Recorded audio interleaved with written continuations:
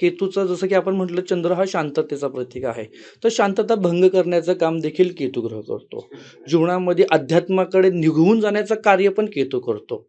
अध्यात्माशी related जर कोणी काम करत असेल त्यामध्यातनं कुठलेही गुरुवर्य झाले, गुरुवर्ग झाला, इव्हन कुठले मोठे-मोठे बिझनेसमॅन जर ते अध्यात्माकडे वळत असतील, तर त्यांच्या जीवनामध्ये केतूचा खूप मोठ्या प्रमाणात इफेक्ट होतो.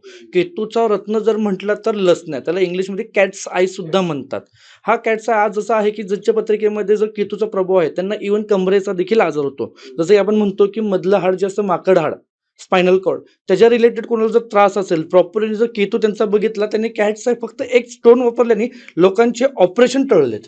ते रत्नामुळे किंवा म्हणा किंवा त्या ग्रहामुळे लोक अध्यात्माकडे गेलेत. आता सगळ्यात मोठं उदाहरण बघायचं ठरलं तर सद्गुरू जग्गी वासुदेव.